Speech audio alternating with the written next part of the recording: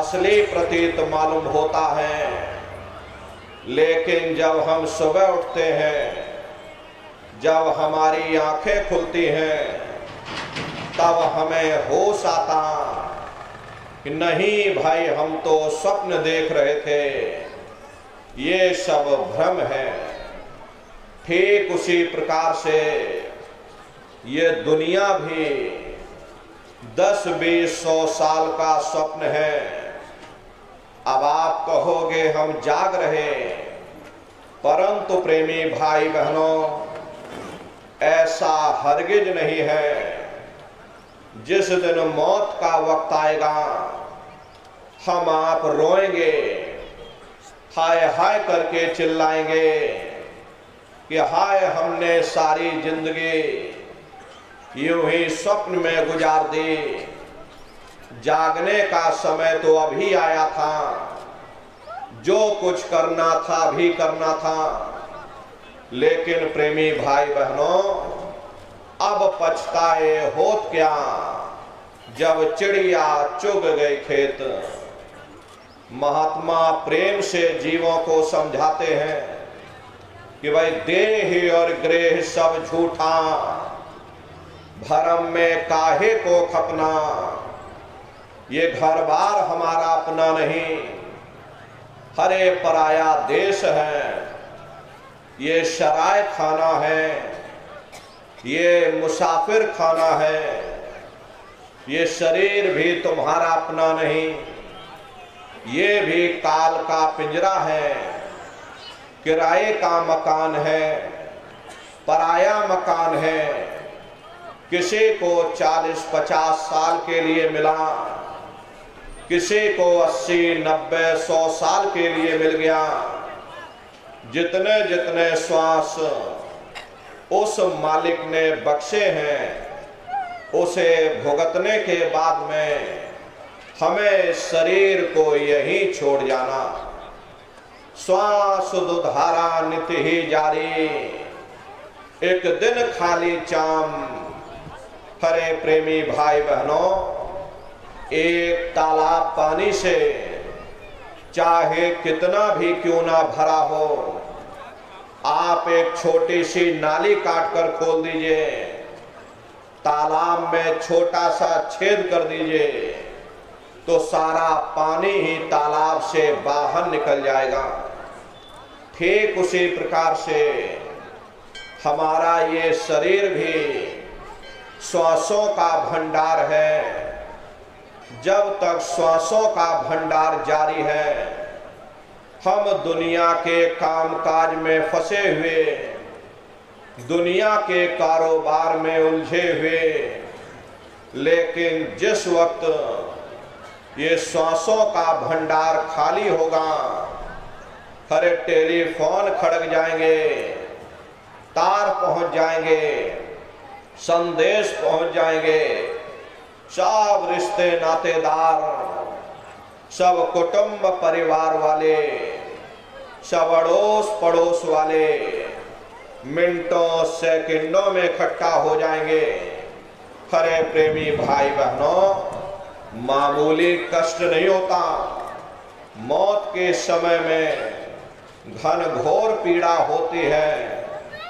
जनमत मरत दुसह दुख होई, सहजो बाई ने बयान किया कि सहजो मौत आईया, अंगे अंग दिया तोड़, और हिया जरे छाती फटे, उठे पीर घन घोर।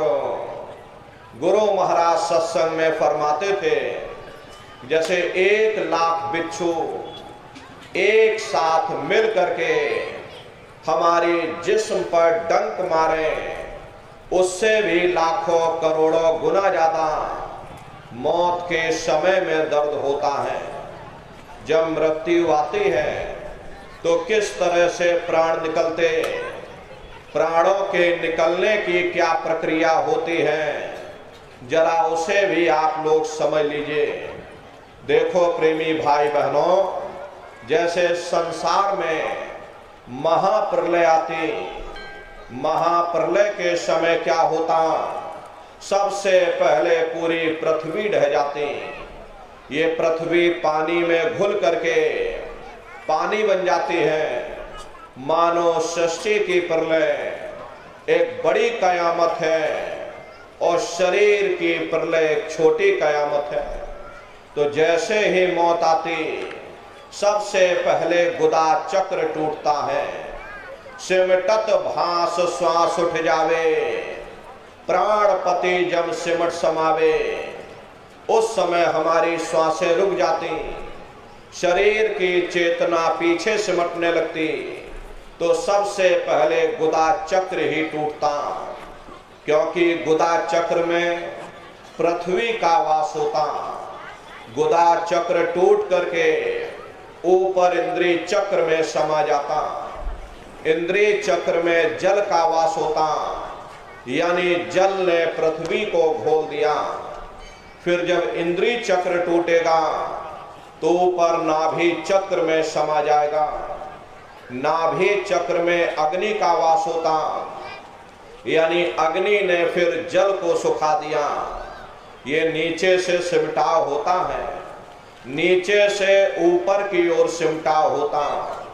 फिर जब ये नाभि चक्र टूटेगा तो हृदय चक्र में समा जाएगा। हृदय चक्र में वायु का वास होता, यानी वायु ने अग्नि को अपने में मिला लिया और इस तरह से वायु आकाश में उड़ गई। ये आंखों की पुतलियां पलट जाती हैं, मुंह खुला का खुला रह जाता। महात्मा कहते हैं कि जब यह कर्म कलाई उपजावे, बुद्धि सुरत की आन दबावे। जब यह जीवात्मा पांचों तत्वों को लांग करके जल पृथ्वी अग्नि वायु आकाश पांचों तत्वों को लांग करके ऊपर आती है, तो काल दार में आंदवानी। जब ढर के नैनन से पानी, जब काल अपनी दार में दबाता उस समय नेत्रों से पानी निकलता। इंद्रियां टूट टूट करके सब चकनाचूर हो जाती, सब रिश्ते नातेदार खड़े रह जाएंगे। डॉक्टर वैद्य हकीम सब आपको घेरे रह जाएंगे, लेकिन आप अपनी पीड़ा को उस समय अपने मुख से बयान नहीं कर पाओगे। सिर्फ आपके नेत्रों से अश्रु टपकेंगे। यमदूत आते हैं, प्राणों की डोरी को तोड़ देते और जीवात्मा को खींच करके इस शरीर से बाहर कर दिया जाता। और जैसे ही जीवात्मा शरीर से अलग हुई, ये शरीर हमारा मिट्टी हो जाता। प्रेमी भाई बहनों, इस मिट्टी को हम आप शमशान भूमि पर ले जा करके जला करके राख कर देते। ये कहानी जीवन की शमशान भूमि पर समाप्त हो जाती। उधर देखो क्या होता, तुम्हारी जीवात्मा को ले जा करके ऊपर धर्मराज की कचहरी में पेश कर दिया जाता। वहां पलक झपकते ही तुम्हारे अच्छे बुरे कर्मों का हिसाब किताब हो जाता। धर्मराज तुमको सजा सुना देंगे, ले जाओ इनको फलाने नरक में डाल दो, क्योंकि मैंने इनको मौका दिया था जब ये माँ के घर में उल्टे लटके हुए थे। उस समय इन्होंने मुझसे प्रार्थना की थी कि हे मालिक, मुझे एक बार मौका दे दो, मुझे एक बार मनुष्य शरीर दे दो, हम भजन करेंगे, भक्ति करेंगे, हम अपनी जीवात्मा का कल्याण करेंगे। तो मैंने इनकी प्रार्थना स्वीकार कर ली और इनको मैंने मनुष्य शरीर दे दिया और कह करके भेजा था कि भाई ये मनुष्य शरीर ये किराए का मकान है, ये तुम्हारा अपना नहीं है। अगर ये तुम्हारा अपना होता तो हमेशा तुम्हारे पास रहता। ये तुम्हारा अपना नहीं, ये मैंने तुमको कुछ समय के लिए किराए का मकान दिया। हाँ, तुम अपनी जीवात्मा को मेरे किराए के मकान में बैठा करके और मालिक की भक्ति करके अपनी जीवात्मा का कल्याण करा लेना। मैंने कुछ समय के लिए तुम सबको ये किराए का मकान दिया है। जब समय पूरा होगा मैं अपने सिपाहियों को भेजूंगा, उस समय पर तुम मेरे मकान को खाली कर देना। लेकिन इतना ध्यान रखना कि जैसा साफ सुथरा मैंने तुमको ये किराए का मकान दिया, वैसा ही साफ सुथरा तुम मुझको वापस लौटाना। लेकिन इस किराए के मकान में बैठ करके इन्होंने अच्छे बुरे कर्म कर डाले। मेरे किराए के मकान को इन्होंने अपने कर्मों से गंदा कर दिया, इसलिए कर्मों की सजा इनको मिलेगी। ले जाओ इनको फलाने नरक में डाल दो। अरे महात्मा कभी झूठ नहीं बोलते।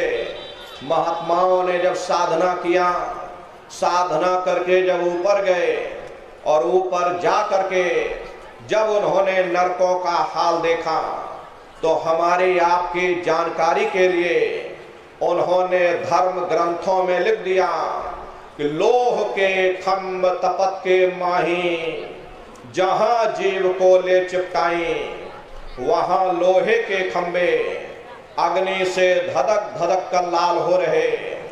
ऐसे खोटे जीवों को उन खंभों में चिपकाया जाता।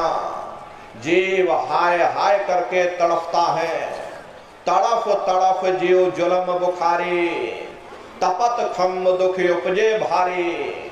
असहनी वेदना होती है, असहनी दुख दर्द होता।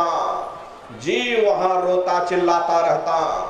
वहां कोई तुम्हारी पुकार सुनने वाला नहीं, कोई तुम्हारी दर्द भरी आवाज को सुनने वाला नहीं। हरे नर नारियों, ये दुर्दशा क्यों हो गई? क्योंकि हम लोग मनमुखी हो गए, मन के कहे पर चलने लगे। मन के कहे पर चल करके अच्छे बुरे कर्म करने लगे। कर्मों का ये जखीरा अंबार के अंबार हमने अपने सिर पर लाद लिए। आज उन्हीं कर्मों का भोग पा रहे। हरे महात्मा कहते हैं कि भाई नर के अनेक और हैं, कहाँ लग कहो बखान। दुख भोगते यह जीव जो, जाने जो भोग समान। कहते भाई एक नरक नहीं, ऐसे वहां अनेकों अनेक नरक बने हुए। अलग अलग खोटे पाप कर्मों के वहां पर अलग अलग नरक बने हुए। ये जीव अपने अपने कर्म के अनुसार अनंतों अनंत युगों तक, वर्षों की बात नहीं कर रहे, अनंतों अनंत युगों तक जीव नरकों की यातनाएं भोगता रहता। और नरकों की यातनाएं भोगने के बाद में इसी जीवात्मा को सीधे मनुष्य शरीर नहीं दिया जाता, बल्कि इसे 4 खान 84 लाख योनियों में डाला जाता। ये 4 खान 84 लाख योनियां ये कोई मामूली योनियां नहीं होती। 4 खान का मतलब होता है अंडज पिंडज उपमज स्थावर। ये 4 खाने होती हैं। पहली श्रेणी पेड़ पौधों की आती, जिनके अंदर पानी का तत्व मौजूद होता। कभी ये भी मनुष्य हुआ करते थे, लेकिन आज अपने कर्मों का भोग पा रहे, एक जगह पर बेचारे खड़े हुए। दूसरी श्रेणी कीड़े मकोड़ों की आती है, जिनके अंदर पृथ्वी और अग्नि का तत्व मौजूद होता है। तीसरी श्रेणी पंछियों की आती, चौथी चौपाए जानवरों की आती, पांचवी स्वयं इंसान की आती, जिसके अंदर 5 तत्व जल पृथ्वी अग्नि वायु आकाश 5 तत्व मौजूद होते। प्रेमी भाई बहनों, ये 4 खाने हैं, इनकी अलग अलग कुल 84 लाख योनियां होती हैं। अब आप पेड़ पौधों को देखिए तो नीम का पेड़ अलग है, आम का पेड़ अलग है, नारियल का पेड़ अलग है। ऐसे ही अलग अलग प्रजातियों के कीड़े मकोड़े, अलग अलग प्रजातियों के पशु पंछी, कुल मिलाकर के 84 लाख योनियां हैं। हम दुनिया के जीव नरकों की यातनाएं भोगने के बाद में इन्हीं 84 लाख योनियों में फिर डाले जाते हैं। मामूली कष्ट नहीं होता, अरे हमको आपको गर्मी लग गई तो हम लोग छाया में आ गए, सर्दी लग गई कंबल रजाई ओढ़ लिया, भूख लग गई रोटी खा ली, बीमार हो गए अस्पतालों में चले गए, अपना अपना इलाज करवा लिया। लेकिन देखो उन जानवरों को, क्या गर्मी, क्या सर्दी, क्या बरसात, एक एक निवाले के लिए दर बदर ठोकरें खाते रहते। किसी का हाथ कट गया, किसी का पैर कट गया, किसी को जीते जी काट डाला, मुर्गे की गर्दन ही मरोड़ डाली। क्या उनको दर्द नहीं होता? अरे उनको भी दर्द होता। मादा बिच्छू होती है, मादा बिच्छू की मौत कैसे होती? मादा बिच्छू जब अपने बच्चे को जन्म देती है तो उसी के बच्चे अपनी भूख को मिटाने के लिए अपनी माँ की पीठ पर चढ़ जाते हैं और उसी के मांस को नोच नोच करके खाते हैं। वो तड़पती रहती है, कराहती रहती है, और जब तक हड्डी हड्डी न बच जाए उसके बच्चे अपनी माँ की पीठ से नीचे नहीं उतरते। ऐसे न जाने कितने जीव जंतु हैं, कितनों का रोज शिकार किया जाता। बड़े जीव छोटे जीवों को मार देते, उससे बड़े जीव और उनके बड़े जीवों को मार देते। बीमार बैलों की दुर्दशा देखो, मुंह से उनके फसूकर निकलता रहता, लेकिन टनों बोझा उनके ऊपर डाल दिया जाता, डंडा मार मार करके चलाया जाता। क्या उनको दर्द नहीं होता? अरे उनको भी दर्द होता है, उनको भी तकलीफ होती, लेकिन वे बेचारे बेजुबान हैं, कुछ बोल नहीं पाते, कुछ बता नहीं पाते। हम लोगों के अंदर जुबान है, हम लोग बोल बता देते, वे सिर्फ रोते और चिल्लाते रहते। कौन उनकी पुकार सुनने वाला, कौन उनकी दर्द भरी आवाज को सुनने वाला? कौन सी अदालत में जाकर के वे बेचारे दरवाजा खटखटाएं? कौन मजिस्ट्रेट उनकी फरियाद को सुनेगा? हरे प्रेमी भाई बहनों, कोई सुनने वाला नहीं। कई जन्म भय कीट पतंगा, कई जन्म भय मीन कुरंगा, कई जन्म पंखे सरपोयो, कई जन्म है वर वृक्ष जोयो, मिल जगदीश मिलन की वरिया, चिरंकार यह देश सजरिया। करोड़ों करोड़ युगों से नरकों की यातनाएं भोगने के बाद में फिर हम लोगों को कभी कीड़े पतंगों की योनि में, कभी पेड़ पौधों की योनि में, तो कभी पशु और पंछियों की योनि में डाला जाता। प्रेमी भाई बहनों, 84 लाख योनियों की सबसे जो आखिरी योनि होती है वो गाय और बैल की योनि होती। गाय स्त्री का रूप लेती है और बैल पुरुष का रूप लेते। ये 84 लाख योनियों की सबसे आखिरी योनि यानी कि अंतिम पायदान होता। उसके बाद तब जाकर के हम लोगों को दोबारा फिर से मनुष्य शरीर प्राप्त होगा।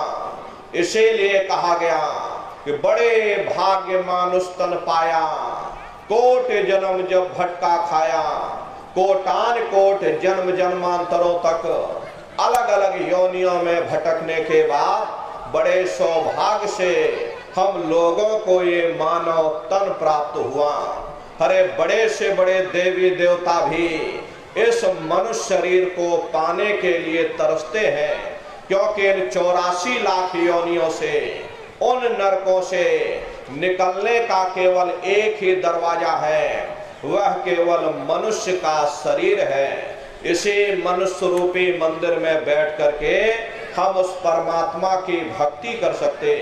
लेकिन बड़े अफसोस की बात है कि जैसे किसी को हीरा मिल गया और उसे हीरे की परख नहीं, उसने हीरे को उठा करके और गधे के गले में बांध दिया। ठीक उसी प्रकार से ये मनुष्य शरीर उत्तम से उत्तम है, लेकिन इंसान इसकी कद्र नहीं करता। खाने पीने में, सोने में अपनी जिंदगी को गवा देता। महात्मा कहते हैं कि भाई कोटान कोट जन्म जन्मांतरों तक अलग अलग योनियों में भटकने के बाद में बड़े सौभाग्य से तुमको ये मनुष्य शरीर प्राप्त हुआ। दोबारा ये मौका मिल गया कि चलो ठीक है, तुमको एक बार फिर से मौका दिया जा रहा, तुम इस मनुष्य रूपी मंदिर में बैठ करके मालिक की भक्ति करके अपनी जीवात्मा का कल्याण करा लो, क्योंकि इसी मनुष्य रूपी मंदिर में बैठ करके हम उस परमात्मा को प्राप्त कर सकते। इसीलिए संतों महात्माओं ने इस पंच भौतिक शरीर को सच्चा हरि मंदिर कहकर याद किया कि हरि मंदिर यह शरीर है, ज्ञान रतन प्रकट होए, ये असली हरि मंदिर है। जब भी वो मालिक मिलेगा इसी हरि मंदिर के अंदर मिलेगा। इसी पंच भौतिक शरीर को गुरु नानक साहब ने नर नारायणी देह कहकर याद किया। ये वो देह है जिसमें नारायण स्वयं विराजमान है।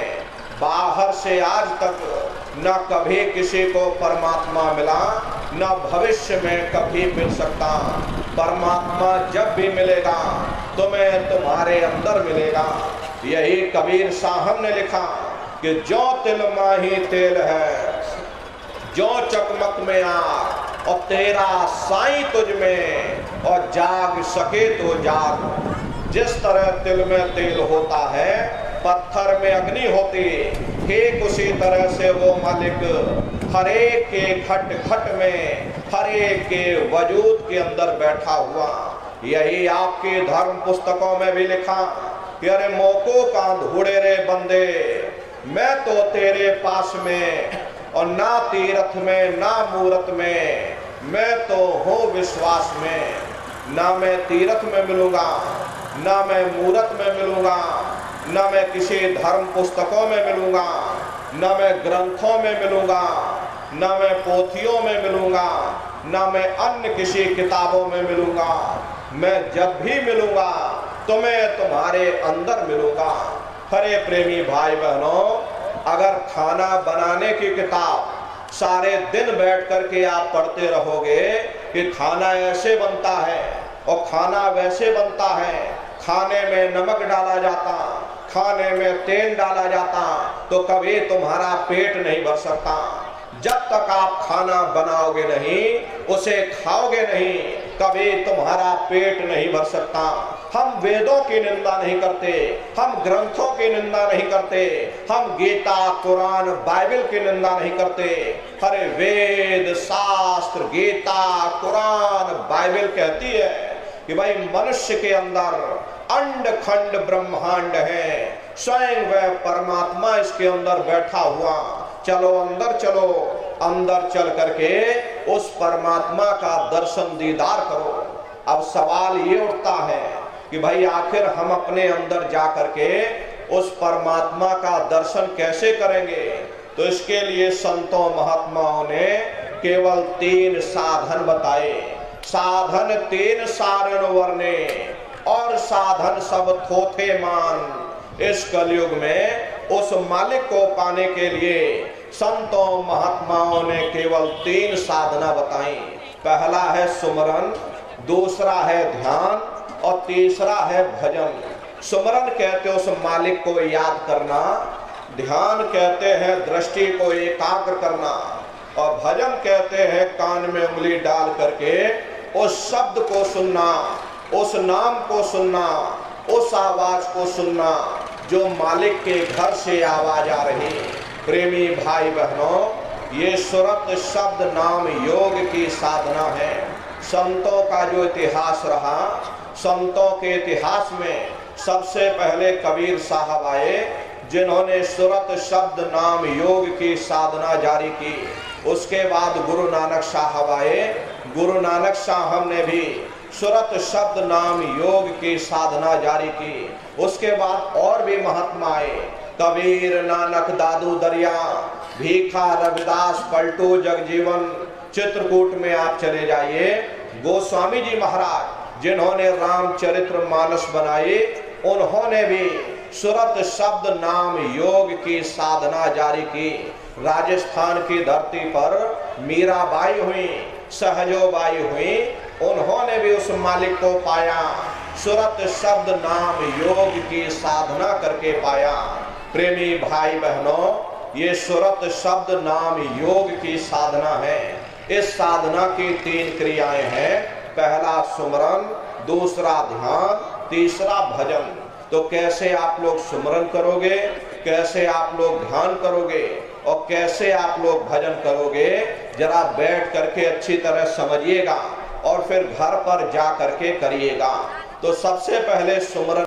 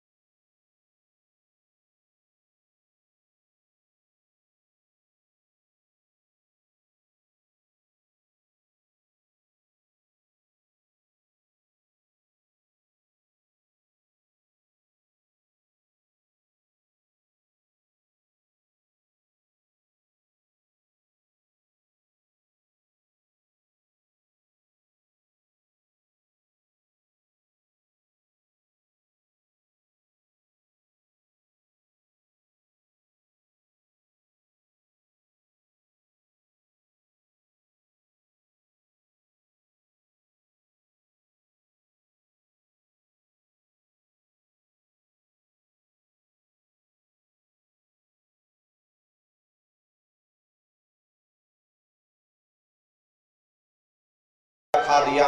इसीलिए कहा जाता है कि वह गुरुर ब्रह्मा गुरुर विष्णु गुरुर्देवो महेश्वरः गुरुर साक्षात पार ब्रह्म तस्मै श्री गुरुवे नमः।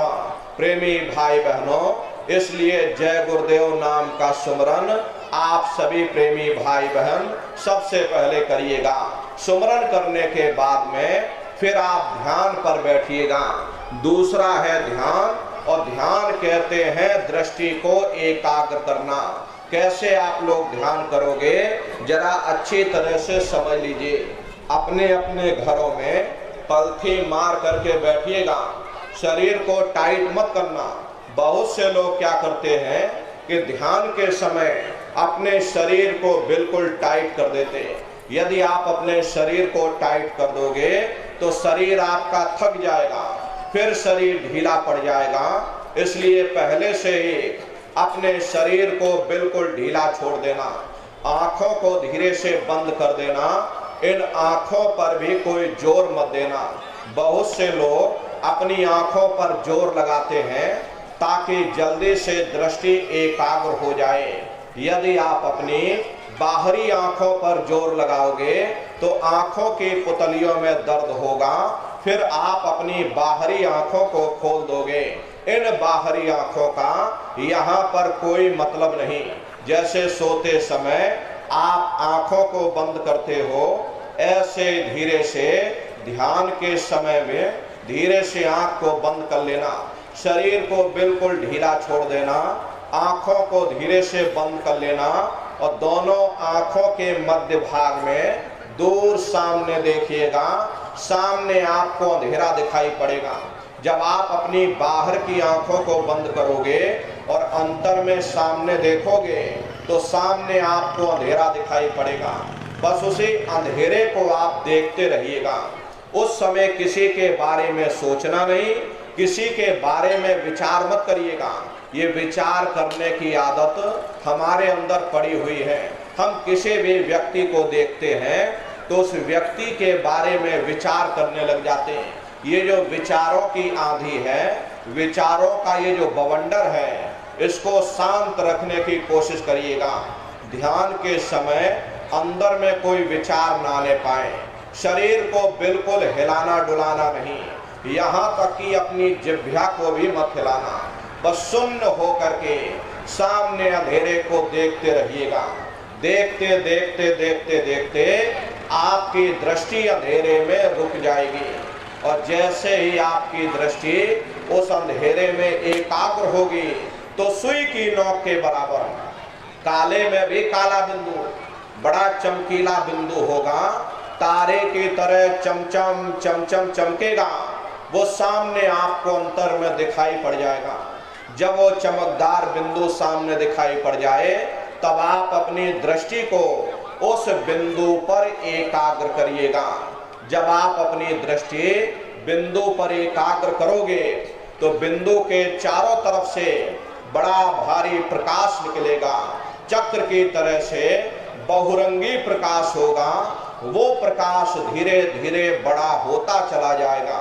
साधक इतना मोहित हो जाता है कि बिंदु को तो छोड़ देता और दाएं बाएं प्रकाश को देखने में लग जाता। जब आप दाएं बाएं प्रकाश को देखने में लग जाओगे, क्योंकि प्रकाश उस बिंदु से निकल रहा और आपने बिंदु को ही छोड़ दिया, प्रकाश को देखने में लग गए, तो प्रकाश भी गायब हो जाएगा, वो बिंदु भी गायब हो जाएगा। फिर अंतर में अंधेरा छा जाएगा। फिर आपको उतनी मेहनत करनी पड़ेगी। इसलिए दाएं बाएं बिल्कुल मत देखिएगा। आपका निशाना उस बिंदु पर टिका रहे जिसमें से वो प्रकाश निकल रहा। वही बिंदु दरवाजा है, वही बिंदु खिड़की है। उसी को हरि का द्वार यानी कि हरिद्वार कहा गया। बहुत विशाल वो दरवाजा, ये संसार कुछ नहीं। ऐसे लाखों संसार इकट्ठे करके एक साथ दरवाजे के अंदर डाल दो, पता तक नहीं चलेगा। कितना विशाल वो हरि का द्वार है। प्रेमी भाई बहनों, जब आप उस दरवाजे को देखते रहोगे, उस बिंदु को जब आप देखते रहोगे, तो आपकी दृष्टि बिंदु पर एकाग्र हो जाएगी। और जैसे ही आपकी दृष्टि बिंदु पर एकाग्र होगी तो वो बिंदु फट जाएगा, वो दरवाजा खुल जाएगा, ये शिव नेत्र खुल जाएगा, ये दिव्य दृष्टि खुल जाएगी और आप दरवाजे के अंदर दाखिल हो जाओगे। एक बार प्रेमी भाई बहनों, ये दिव्य दृष्टि खुल जाए, फिर क्या भूत क्या भविष्य और क्या वर्तमान, कोई भेद आपसे गुप्त नहीं रहेगा। लाखों वर्ष पहले क्या हुआ था, भविष्य में क्या होने वाला, आप बैठ करके ध्यान में सब कुछ देख सकते हो। तो यह है ध्यान करने का तरीका। और तीसरा है भजन। भजन कहते हो शब्द को सुनना, उस नाम को सुनना जो मालिक के घर से आवाज आ रही। गाने बजाने का नाम भजन नहीं है, ढोलक मजीरा का नाम भजन नहीं है। भजन कहते हो उस रूहानी आवाज को सुनना जो तुम्हारे अंदर 24 घंटे गूंज रही। तो कैसे भजन करोगे, जरा अच्छी तरह से समझ लीजिए। ये दोनों उंगली कानों में डाल करके ये कानों को बंद कर लेना। कान इसीलिए बंद किए जाते हैं ताकि बाहर की कोई आवाज हमको सुनाई ना पड़े। अपनी सुविधा से बैठिएगा। कुर्सी पर चाहे कुर्सी पर बैठ जाओ, सोफे पर चाहे सोफे पर बैठ जाओ, या कोई तकिया इस तरह से रख लेना, दोनों कोहनी यहाँ रख करके दोनों उंगली कानों में डाल करके ये कानों को बंद कर लेना। बहुत सी हमारी माताएं बहनें हैं, बूढ़े बुजुर्ग हैं, आपके घुटनों में दर्द होता है, रीढ़ की हड्डी में दर्द होता, आप बैठ करके भजन नहीं कर पाते हो तो आप लेट करके भजन करिएगा। ऐसे सीधे लेट जाना, लेटे लेटे आंख और कान को बंद कर लेना। मतलब तो आंख और कान को बंद करना है, चाहे आप लेट करके करो या चाहे आप बैठ करके करो। यही कहा गया कि आंख कान मुख बंद कराओ, अनहद झिंगा शब्द सुनाओ। यानी पहले अपनी आंख को बंद करो, अपने मुख को बंद करो, दोनों उंगली कानों में डाल करके ये कानों को बंद कर लो और ऊंचे से ऊंचा ध्यान दे करके उस आवाज को सुनने की कोशिश करो। प्रेमी भाई बहनों, जब आप अपने कानों को बंद करके अंदर में गौर से आवाज को सुनोगे तो आपको ऐसा अनुभव होगा कि कहीं सीटी जैसी आवाज हमारे कानों में गूंज रही है। टी, इस तरह से सीटी जैसी आवाज शुरू में आप सभी को सुनाई पड़ेगी। शाम को अपने अपने घरों में जाकर बैठिएगा, ये कानों को जरा बंद कर लेना और गौर से सुनिएगा तो सीटी जैसी आवाज आप सभी को सुनाई पड़ेगी। करना कुछ नहीं है, लेटे हो चाहे बैठे हो, बस आप उस आवाज को सुनते रहना, सुनते सुनते उसी में लीन हो जाओ। जब आप उसमें लीन हो जाओगे तो कुछ समय बाद में दोबारा आपको अनुभव होगा कि कहीं बड़ी दूर से एक महीन आवाज, घंटे और शंख की आवाज हमारे कानों में गूंज रही है। जैसे मंदिरों में घंटियां बजती हैं, टन टन टन, तो बाहर तो नकल किया। महात्माओं ने कहा था भाई शरीर तुम्हारा सच्चा हरि मंदिर है, इसे हरि मंदिर के अंदर वो घंटे शंख की आवाज 24 घंटे गूंज रही। उसी घंटे शंख की आवाज को महात्माओं ने शब्द कहा। अरे आपकी धर्म पुस्तकों में लिखा है कि पोथी पढ़ पढ़ जग मुआ, पंडित भया न कोई, 2.5 अक्षर प्रेम का, पढ़े सो पंडित होए। दुनिया वाले कहते हैं कि 2.5 अक्षर का मतलब प्रेम है, प्रेम नहीं है। प्रेम में तो मात्रा लगी हुई। यहाँ पर जिस 2.5 अक्षर का वर्णन उन महात्माओं ने किया वो है शब्द, शा आदा बा और दा। उसी शब्द को महात्माओं ने नाम कहा। कलयुग केवल नाम आधारा, सुमेर सुमेर नर उतर ही पारा। कलयुग में केवल नाम का आधार है, वो नाम तुम्हारे अंदर दिन और रात फुनकारे दे रहा। तो उसी घंटे शंख की आवाज को महात्माओं ने शब्द या नाम कहा। उसी को मुसलमान फकीरों ने कलमा कहा। उसी को ईसा मसीह साहब ने वर्ड या लागस कहकर याद किया। उसी को गुरु नानक साहब ने अनहद वाणी कहकर के याद किया। चीन में जो महात्मा हुए उन्होंने इसको ताओ कहकर याद किया और हिंदू महात्माओं ने इसे देववाणी आकाशवाणी कहकर के याद किया। उन अलग अलग महात्माओं ने अपनी अपनी भाषा में हम लोगों को समझाने की कोशिश की कि भाई वो घंटे शंख की आवाज तुम्हारे सबके अंदर गूंज रही, वो आपको सुनाई पड़ेगी। लेकिन शुरुआती समय में आपको ऐसा मालूम पड़ेगा कि कहीं बड़ी दूर पर घंटियां बज रही, टन टन टन, लेकिन सुनाई हरेक को पड़ेगी। प्रेमी भाई बहनों, जब घंटे शंख की आवाज आपको सुनाई पड़ने लग जाए तब आप उस आवाज को पकड़ लेना, उसको आप सुनने लग जाना। जब आप उसको सुनने लग जाओगे तो वो आवाज धीरे धीरे बढ़ना शुरू होगी और बढ़ते बढ़ते इस कदर बढ़ेगी कि आपके रोम रोम में घंटे और शंख की आवाज गूंजने लग जाएगी। अरे बड़ी घनघोर आवाज होती है, बड़ी मधुर वो आवाज होती। ये जो दुनिया के संगीत आप सुनते हो उस रूहानी संगीत के सामने ये दुनिया के संगीत कुछ नहीं है। जब आप उस रूहानी संगीत को सुनोगे इतना भारी आनंद आपके ऊपर छा जाएगा इतनी खुशी आपको होगी, ऐसा नशा आपके ऊपर चढ़ जाएगा, इतना आप उस आवाज में खो जाओगे कि आप सारी दुनिया को भूल जाओगे। हरे प्रेमी भाई बहनों, शंकर भगवान को तो वही नशा चढ़ा था। शंकर भगवान कोई गांजा भांग नहीं पीते थे। ये तो हमने आपने शंकर भगवान को बदनाम कर दिया कि शंकर भगवान गांजा भांग पीते थे, चलो हम भी गांजा भांग पिएंगे। लेकिन नर नारियों, शंकर भगवान ने कभी गांजा भांग नहीं पिया। शंकर भगवान जिस नशे में लीन रहते थे वो नाम का नशा था, वो ध्यान का नशा था, वो भक्ति का नशा था।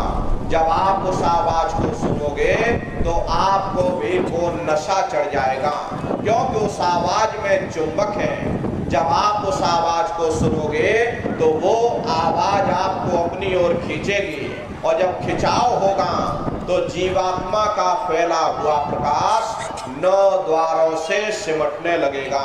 अब ये 9 द्वार कौन कौन से हैं? देखो प्रेमी भाई बहनों, अच्छी तरह समझिएगा। अरे बहुत बड़ा विज्ञान है। दुनिया का विज्ञान जब समाप्त हो जाएगा तो ये विज्ञान प्रारंभ होगा। तो 9 दरवाजे कौन कौन से हैं? 2 आंख, 2 कान, 2 नाक के सुराख, 1 मुंह और 2 मलमूत्र का रास्ता, ये शरीर के 9 दरवाजे हैं। सबसे पहला दरवाजा गुदा चक्र आता है। गुदा चक्र में गणेश जी वास करते हैं। गणेश जी वहां के मालिक हैं। ये 4 दल का कवल है। यहाँ पर पृथ्वी तत्व पाया जाता, उसके ऊपर इंद्री चक्र आता। इंद्री चक्र में ब्रह्मा जी वास करते। ये 6 दल का कवल है। यहाँ पर जल तत्व पाया जाता, उसके ऊपर ये नाभि चक्र आता। नाभि चक्र में विष्णु जी वास करते। ये 8 दल का कवल है। यहाँ पर अग्नि तत्व पाया जाता, उसके ऊपर ये हृदय चक्र आता। हृदय चक्र में शिव जी वास करते हैं। ये 12 दल का कवल है। यहाँ पर वायु तत्व पाया जाता। हरे वास तो वो ऊपरी मंडलों में करते, लेकिन उनका प्रकाश, उनकी किरणें इन चक्रों पर पड़ती हैं। उसी के ऊपर एक कंठ चक्र आता है। यहाँ पर आद्या महाशक्ति की किरणें पड़ती, और ये 16 दल का कवल है। और आप सबसे ऊपर, तुम्हारी जीवात्मा सबसे ऊपर दोनों आंखों के मध्य भाग में बैठी है, जहां पर देवियां बिंदी लगाती हैं और पुरुष जहां टीका लगाते हैं। ये बिंदी और टीका यहाँ पर इसीलिए लगाया जाता क्योंकि यहाँ तुम्हारी जीवात्मा बैठी है, उसका श्रृंगार किया जाता। तो ये 10वां द्वार है जहाँ पर तुम्हारी जीवात्मा बैठी हुई। इसी 10वें दरवाजे पर बैठ करके जीवात्मा अपने प्रकाश को 9 दरवाजों में फैलाती है, जिससे आपका शरीर चलता है, आपके हाथ आपके पैर चलते हैं। जब आप भजन करोगे, घंटे शंख की आवाज को सुनोगे, तो उस आवाज में चुंबक है। वो आवाज आपको अपनी ओर खींचेगी, और जब खिंचाव होगा तो जीवात्मा का फैला हुआ प्रकाश 9 दरवाजों से सिमट करके यही 10वें दरवाजे पर इकट्ठा हो जाएगा। और जैसे ही यहाँ पर इकट्ठा हुआ, तुरंत शब्द जीवात्मा को खींच करके इस शरीर से बाहर कर देगा। फिर आप अपनी आंखों से देखिएगा कि हमारा शरीर ये है और हम ये खड़े। आप अपने शरीर से अलग हो जाओगे। जैसे चिड़िया होती है, चिड़िया घोंसले से निकल करके आसमानों की उड़ान भरती है, शाम को फिर अपने घोंसले में आ जाती। ऐसे ही तुम्हारी जीवात्मा इस शरीर रूपी घोंसले से निकल करके ब्रह्मांडों की सैर करेगी, देवी देवताओं के दर्शन करेगी, राम और कृष्ण के दर्शन करेगी, और घूम करके फिर अपने शरीर रूपी घोंसले में वापस चली आएगी। हरे प्रेमी भाई बहनों, ये ब्रह्मा विष्णु महादेव जिनकी सारी दुनिया पूजा करती है, आप सभी लोग ब्रह्मा विष्णु महादेव की पूजा करते हो, लेकिन कभी आपने विचार नहीं किया भाई जिनकी हम पूजा कर रहे हैं, आखिर ये है कौन, ये कहाँ पर रहते हैं, ये क्या काम करते हैं, हर इनके माँ बाप कौन है, तो जरा संक्षिप्त में आप लोग समझिएगा, क्योंकि अगर इसका वर्णन किया जाएगा तो लाखों वर्ष लग जाएंगे। एक लोक का वर्णन नहीं हो सकता, इतने विशाल लोक ऊपर बने हुए, लेकिन संक्षिप्त में आपको बताया जा रहा कि किन किन मंडलों को पार करते हुए तुम्हारी ये जीवात्मा अपने 5वें मंडल पर यानी कि सचखंड में पहुंचेगी। प्रेमी भाई बहनों, जरा आप ध्यान से सुनिएगा। ये प्रेमी भाई बहनों, अंदर का रहस्य है, अंदर की यात्रा है। जब आप भजन करोगे और घंटे शंख की आवाज को पकड़ करके जब आप शरीर रूपी घोंसले से बाहर निकल जाओगे, तो उसी शब्द को पकड़ करके ये जीवात्मा ब्रह्मांडों की चढ़ाई करती है। पलक झपकते यह जीवात्मा खरबों योजन ऊपर चली जाती। ये सूरज चांद सितारों को पार करने के बाद सबसे पहले जो आपको लोक मिलेगा उसे महात्माओं ने शिवलोक कहा। शिवलोक तमोगुणी स्थान है, वहां के मालिक शिव जी हैं। वो पार्वती जी के साथ उस लोक में विराजमान हैं। शिव जी का दर्शन करने के बाद फिर जब आप ऊपर चढ़ोगे, उसी के ऊपर ब्रह्मा जी का लोक आएगा। ब्रह्मा जी का लोक वो रजोगुणी स्थान है, वहां के मालिक ब्रह्मा जी हैं। वो गायत्री, सावित्री और सरस्वती के साथ उस लोक में विराजमान हैं। ब्रह्मा जी का दर्शन करने के बाद फिर घंटे शंख की आवाज को पकड़ करके फिर जब आप ऊपर जाओगे, उसी के ऊपर आपको विष्णु लोक मिलेगा। विष्णु लोक वो सतोगुणी स्थान है, वहां के मालिक विष्णु जी हैं। उनका बड़ा मनमोहक स्वरूप है। उनके 4 भुजाएं हैं और चारों भुजाओं में शंख, गदा, पद्म और चक्र सुशोभित हैं। और आप क्षीर सागर में लक्ष्मी जी के साथ विराजमान हैं। ये तीनों देवता ब्रह्मा, विष्णु, महादेव अपने अपने लोक में बैठ करके राज कर रहे। एक रचयिता है जो जीवों को रचता है, एक पालनहार है जो जीवों को पालता है, एक संहार करता जो जीवों को नष्ट कर देता। एक का काम है घड़े को बनाना, एक का काम है घड़े की सुरक्षा करना, एक का काम है घड़े को फोड़ देना। इनके जो माता है वो आद्या महाशक्ति है।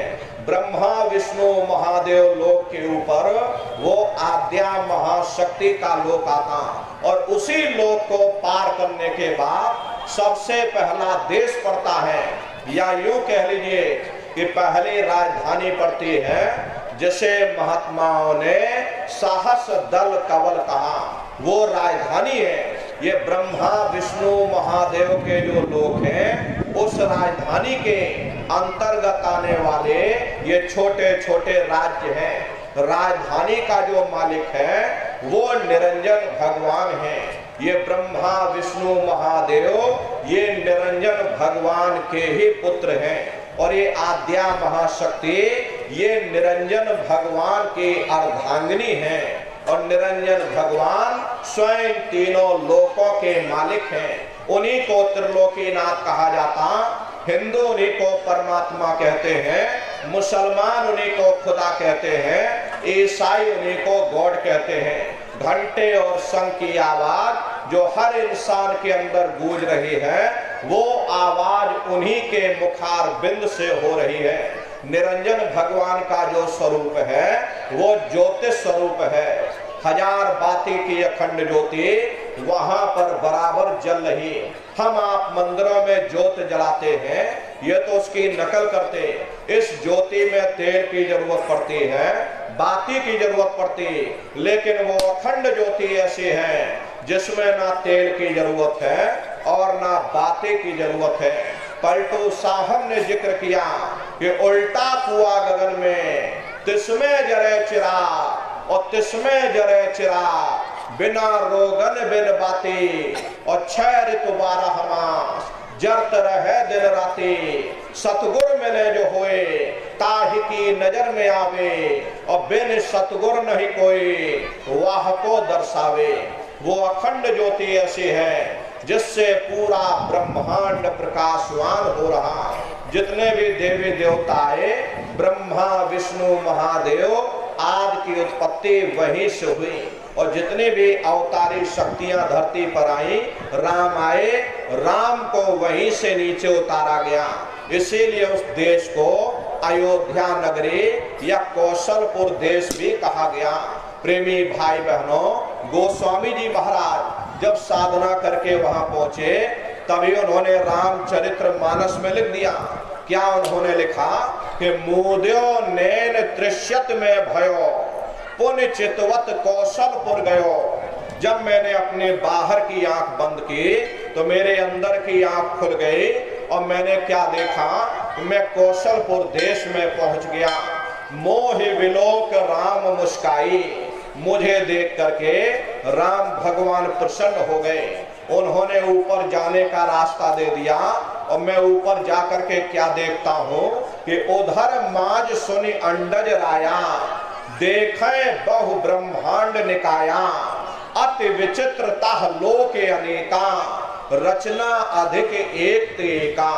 विचित्र विचित्र भांत के वहां पर लोग बने हुए, एक से सुंदर एक महल बने हुए, जिनकी शोभा अवर्णीय है। प्रेमी भाई बहनों, वो राम भगवान का देश है।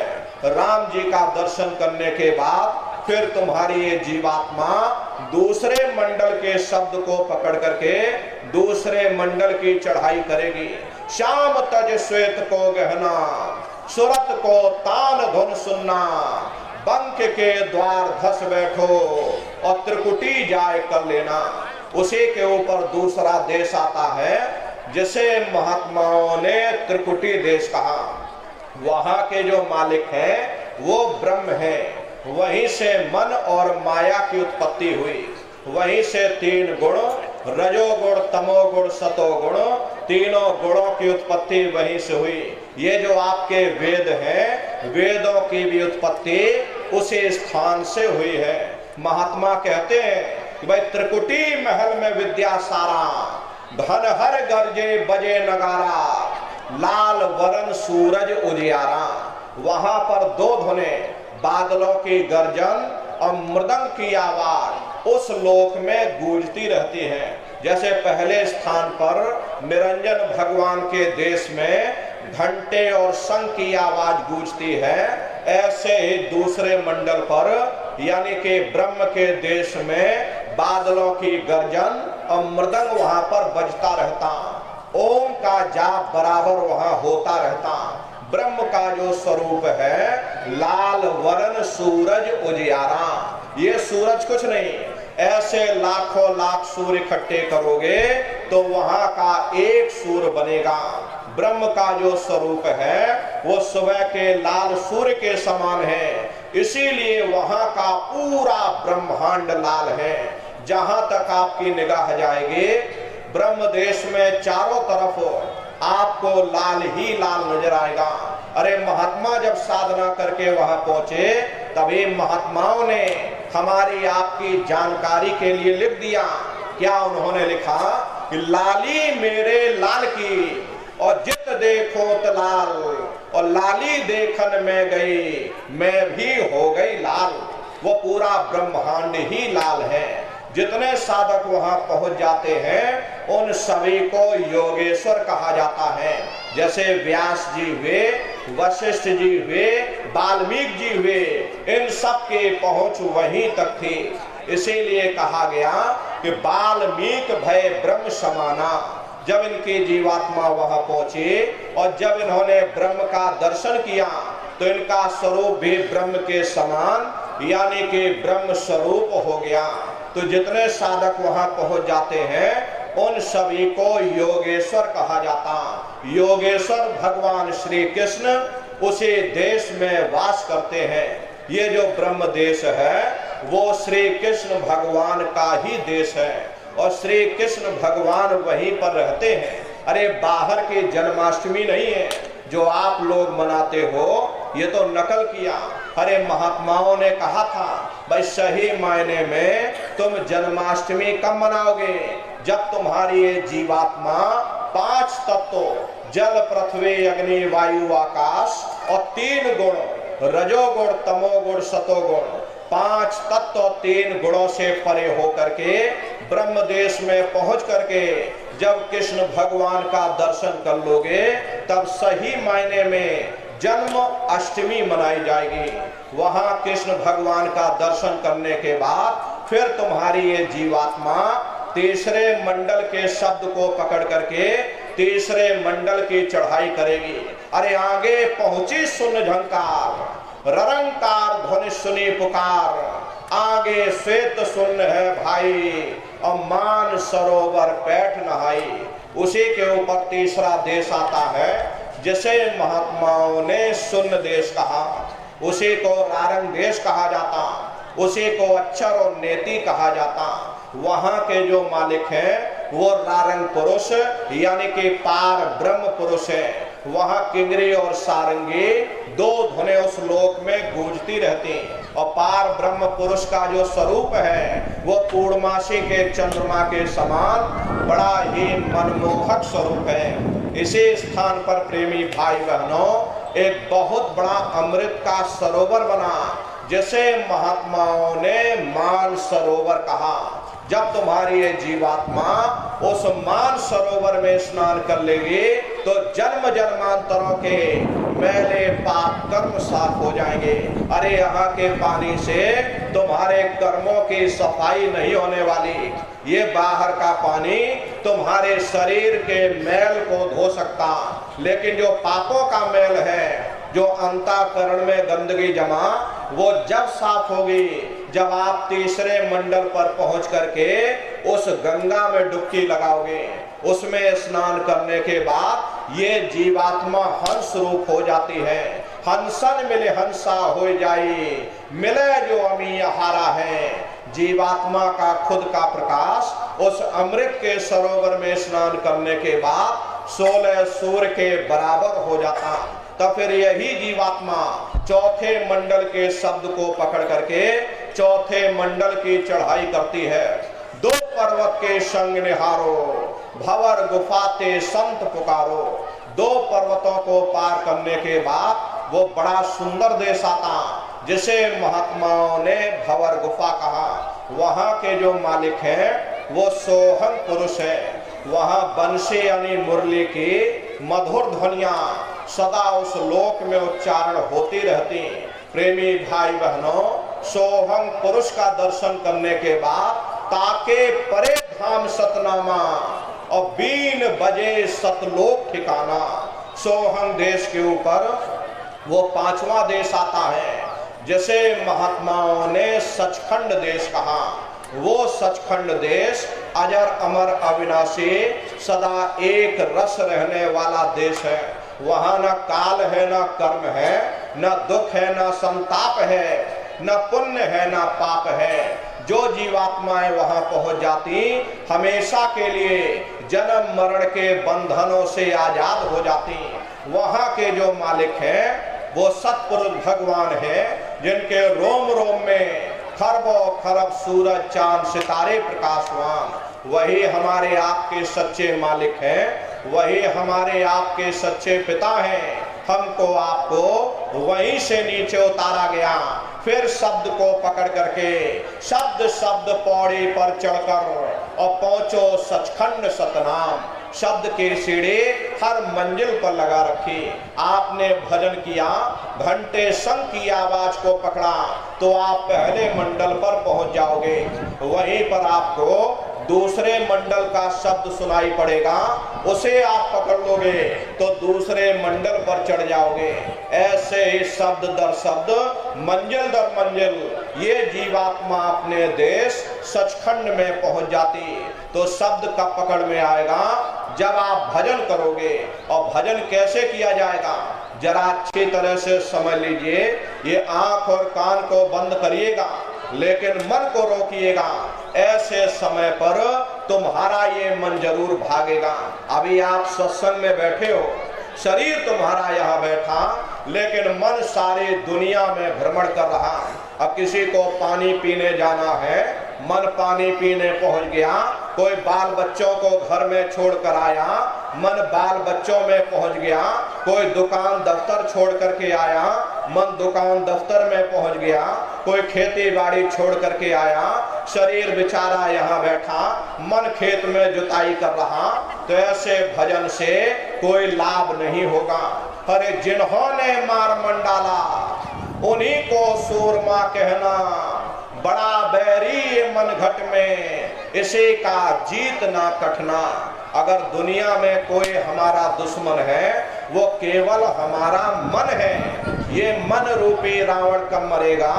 जब आप 9 द्वारों पर फतेह हासिल करके 10वें द्वार पर चढ़ जाओगे, तब सही मायने में दशहरा मनाई जाएगी। अरे बाहर की दशहरा नहीं है जो लकड़ी का रावण बना देते हो और फूंक फाक करके घर आ जाते, कहते भाई हमने रावण मार दिया। अरे महात्माओं ने कहा था भाई सही मायने में तुम दशहरा कब मनाओगे? जब 9 द्वारों पर फतेह हासिल करके तुम यहाँ 10वें द्वार पर चढ़ जाओगे, तब सही मायने में विजयदशमी मनाई जाएगी। तब ये मन रूपी रावण तुम्हारा मरेगा, तब तुम्हारी जीवात्मा, हर ऐसे जीवात्मा को महात्माओं ने राम भी कहा। अरे आपकी धर्म पुस्तकों में लिखा है, एक राम दशरथ का बेटा, एक राम घट घट में लेटा, एक राम का सकल पसारा, एक राम है सबसे न्यारा। एक वो राम है जो अयोध्या के वासी हैं, और एक राम घट घट में लेटे, यानी हमारी आपकी जीवात्मा जो हर एक के अंदर मौजूद है। महात्माओं ने कहा भाई एक वो राम है, और एक राम का सकल पसारा, यानी पहले स्थान के मालिक वो निरंजन भगवान जिनको दुनिया त्रिलोकीनाथ कहती है, जिनका ये पूरा पसारा पूरा संसार है। महात्माओं ने कहा भाई एक वो राम है, और एक राम है सबसे न्यारा। 5वें स्थान के मालिक वो सत्पुरुष भगवान जो हमारे आपके सच्चे पिता हैं। महात्माओं ने कहा भाई एक वो राम है। तो महात्मा तो उस राम की महिमा गाते। मोटी बात आप लोग पकड़िए, ये भजन कैसे करोगे? तो ये आंख और कान को बंद करिएगा, ऊंचा ध्यान दे करके सुनना। शुरू में सीटी जैसी आवाज हर एक को सुनाई पड़ेगी, उसे आप पकड़ लेना, उसको सुनते रहना, सुनते सुनते उसी में लीन हो जाना। जब आप उसमें लीन हो जाओगे तो कुछ समय बाद में दोबारा आपको अनुभव होगा कि कहीं बड़ी दूर से एक महीन आवाज, घंटे और शंख की आवाज हमारे कानों में गूंज रही। जब घंटे शंख की आवाज आपको सुनाई पड़ने लग जाए, तब आप सीटी की आवाज को छोड़ देना और घंटे शंख की आवाज को पकड़ लेना। एक बार प्रेमी भाई बहनों आप उस आवाज को पकड़ लो, फिर वो आवाज आपको नहीं छोड़ेगी, खींच करके शरीर से बाहर कर देगी। फिर रोज आना, रोज जाना, रोज ब्रह्मांडों की सैर करना, रोज देवी देवताओं के दर्शन करना, रोज राम और कृष्ण के दर्शन करना, और घूम करके फिर अपने शरीर रूपी घोंसले में वापस चले आना। तो सुमरन, ध्यान और भजन 3 क्रियाएं आपको बताई गई। रास्ता बिल्कुल सच्चा है, आप करोगे आपको अनुभव होगा, दिखाई भी देगा और सुनाई भी पड़ेगा।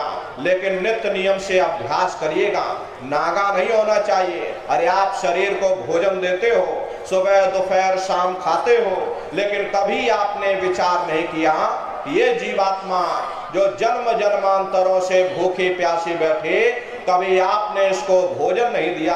अरे इसका भोजन शब्द है, इसका भोजन नाम है। अपना ये नियम बनाइए कि पहले हम अपनी जीवात्मा को भोजन देंगे, फिर अपने शरीर को भोजन देंगे। अगर ये नियम आपका बन गया तो आपका लोक भी बन जाएगा और आपका परलोक भी बन जाएगा। हरे प्रेमी भाई बहनों, मालिक को पाने के लिए तुम्हें घर बार छोड़ने की जरूरत नहीं है, तुम्हें समाज छोड़ने की जरूरत नहीं है, तुम्हें जात बिरादरी बदलने की जरूरत नहीं है। हरे जात पात के रगड़े झगड़े ये हमारे अपने नहीं है, ये सिर्फ हमारे मन की खुराफात है। आप सभी लोग बुद्धिमान हो, अपनी अपनी बुद्धि से आप सभी लोग विचार करिएगा। जब गुरु नानक साहब नहीं आए थे तब कोई सिख नहीं था, जब मोहम्मद साहब नहीं आए थे तब कोई मुसलमान नहीं था, जब ईसा मसीह साहब नहीं आए थे तब कोई ईसाई नहीं था, और पीछे लौटते चले जाओ तो केवल मनुष्य ही मनुष्य रह जाते। ये रगड़े झगड़े किसने पैदा किए? ये हमने आपने पैदा किए।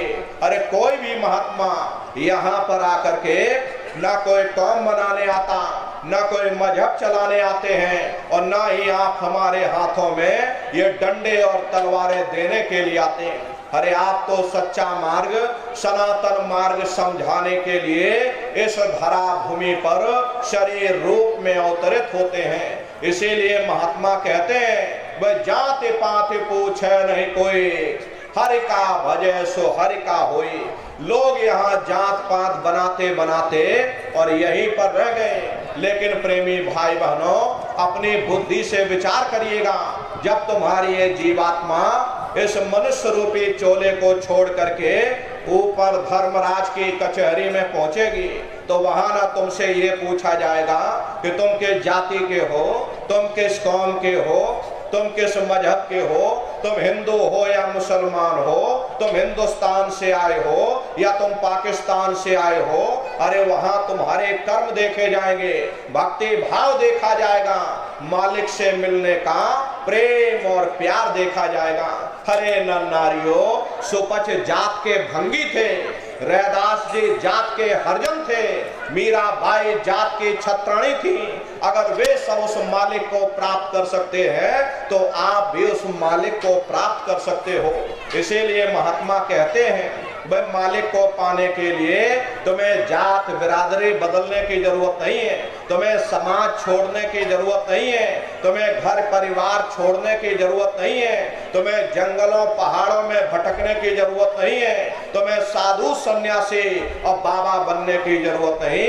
अरे भाई तुम अपने अपने घर परिवार में रहो, अपने अपने बाल बच्चों के साथ रहो, अपने अपने समाज में रहो, समाज की रीत नीति के अनुसार रहो, मेहनत और ईमानदारी से काम करो और 24 घंटे में घंटा 2 घंटा अपनी जीवात्मा के कल्याण के लिए सुरत शब्द नाम की कमाई यानी सुमरन ध्यान और भजन करिएगा। हरे नर नारियों, यही दौलत तुम्हारे काम आएगी, बाकी सब यही पड़ा रह जाएगा। सुई की एक नोक भी तुम्हारे साथ में जाने वाली नहीं है। अरे बड़े बड़े राजे महाराजे आए, सारी जिंदगी उन्होंने ये किला बनाते बनाते गुजार दिया। आज उनके किलों को जाकर देखो, आज खंडहर बने पड़े हुए हैं। विश्व विजेता सिकंदर सारी दुनिया पर राज करने का ख्वाब देखता था, वो भी मुट्ठी खोल करके चला गया। कोई क्या साथ लेकर के जाएगा? जो चीज तुम्हारे साथ में जाने वाली वो केवल परमात्मा की भक्ति है। इसलिए प्रेमी भाई बहनों, वो दौलत कमा लो जो अंत समय में तुम्हारे काम आवे, वरना ये समय तुम्हारा निकलता जा रहा, ये श्वासों की पूंजी दिन प्रतिदिन कम होती चली जा रही। हम लोग कहते हैं कि भाई हमारी उम्र बढ़ रही, अरे आपकी उम्र बढ़ नहीं रही, आपकी उम्र दिन प्रतिदिन घटती चली जा रही। ये चंद श्वासों की पूंजी ये दिन प्रतिदिन कम होती चली जा रही। एक समय ऐसा आएगा ये बुलबुला हमारा फूट जाएगा, फिर ना जाने तुमको दोबारा मनुष्य शरीर मिले ना मिले। अरे भटकते रह जाओगे युगों युगों के लिए नरकों और चौरासियों में। इसलिए प्रेमी भाई बहनों, अहो भाग्य है आपका, आपको ये मनुष्य शरीर मिल गया। इस मनुष्य रूपी मंदिर में बैठ करके वो आत्मधन कमा लो, वो रूहानी खजाना कमा लो, जिससे तुम्हारे जीवात्मा का कल्याण हो जावे। तो सुमरन ध्यान और भजन नित्य नियम से आप लोग करिएगा और सभी लोग शाकाहारी रहना, क्योंकि हमारे गुरु महाराज ने शाकाहार पर विशेष जोर दिया। गुरु महाराज हमारे कहते थे कि बच्चे बच्चियों तुम लोग शाकाहारी रहना, शाकाहार का प्रचार करते रहना, इसी से देश और दुनिया में भारी परिवर्तन होगा। हरे नर नारियों, परिवर्तन कोई कानून बनाने से नहीं होता, परिवर्तन कोई आंदोलन करने से नहीं होता, परिवर्तन कोई तोड़ फोड़ करने से नहीं होता। परिवर्तन तब होता है जब लोगों के विचार बदलते, लोगों की भावनाएं बदलती। विचार जब बदलेंगे जब लोगों का खान पान शुद्ध होगा। देसी कहावत है कि जैसा खाए अन्न वैसा होए मन। जब इंसान पशुव्रती भोजन करेगा तो उसकी बुद्धि स्वतः ही पशुओं जैसी हो जाएगी। फिर जिस शराब के नशे में माँ बहन बेटी की पहचान खत्म हो जाए, उस शराब को पी करके यह कैसे पता चलेगा कि क्या अच्छा और क्या बुरा है। यही कारण है कि आज भर समाज में ये दुनिया भर के अत्याचार और दुनिया भर के व्यभिचार फैल रहे। अरे हम लोग मंदिर बनवाते हैं, उन मंदिरों में नहा धो करके जाते, कहते भाई परमात्मा के रहने की जगह है, हमको नहा धो करके जाना चाहिए, फूल अगरबत्ती ले जाना चाहिए। कोई उन मंदिरों में कूड़ा कचरा नहीं डालता। अगर कूड़ा कचरा डालोगे तो आपस में लाठियां चल जाएंगी।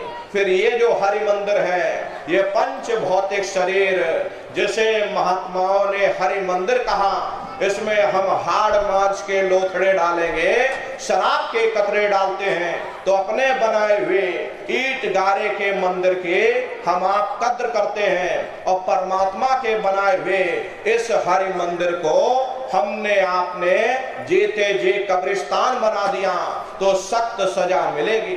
अरे महात्माओं ने लिखा है कि तिल भर मच्छी खाई के कोट गौ दे दान, काशी करवट जा मरे निश्चय नरक निदान। यदि तिल भर भी मच्छी खा करके फिर चाहे कोटान कोट गौओं का दान करो और काशी में जा करके मत्था रगड़ते रगड़ते अपनी पूरी जिंदगी वहां पर गुजार दो, फिर भी हमको हमारे गुनाहों की सजा मिलेगी, कोई बच नहीं सकता।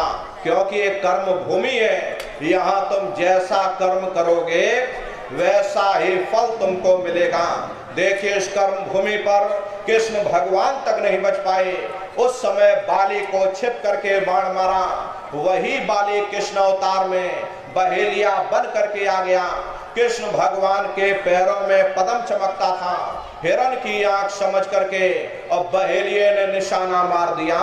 जब पास में आकर के देखा कृष्ण भगवान थे, अफसोस करने लगे, लेकिन कृष्ण भगवान ने उसको समझाया कि इसमें तुम्हारा कोई दोष नहीं, उस समय हमने तुमको मारा, आज तुमने हमको मार दिया, हमारा तुम्हारा अदला बदला पूरा हो गया। कर्म प्रधान विश्व रच राखा, जो जस करे सो तस फल चाखा। ये कर्मों का ऐसा देश है, यहाँ तुम जैसे बीज बोगे वैसे ही फसल काटोगे। यदि हम किसी की गर्दन पर छुरियां चलाएंगे, एक समय हमारा भी आएगा, हमारी भी गर्दन पर छुरियां अवश्य ही चलेंगी। इसलिए प्रेमी भाई बहनों, ये कर्मों का देश है, यहाँ बड़े बड़े अवतारी शक्तियां नहीं बच पाई।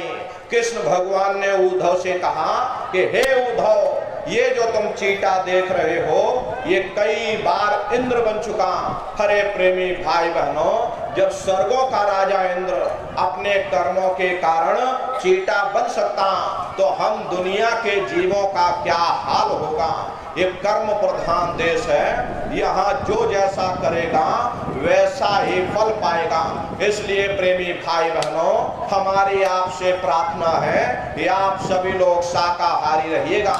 आप राम को मानते हो, आप कृष्ण को मानते हो, उनके आदर्शों पर भी चलना सीखो। राम ने कभी मांस नहीं खाया, कृष्ण ने कभी शराब नहीं पी। हरे प्रेमी भाई बहनों, जितने देवी देवता अवतार हुए सभी यही कह करके गए कि अहिंसा परमो धर्मा। अगर हमने किसी को बनाया नहीं तो मिटाने का अधिकार हमारे पास नहीं। इसलिए प्रेमी भाई बहनों, अरे आप इंसान हो, इंसान का काम है दया करने का, दया धर्म का मूल है। अरे आप जीवों पर रहम करो, जीवों पर दया करो। हर एक जीव के अंदर वो परमात्मा बैठा है, चाहे पशु हो, चाहे पंछी हो, चाहे कोई इंसान हो, हर एक के अंदर जीवात्मा है।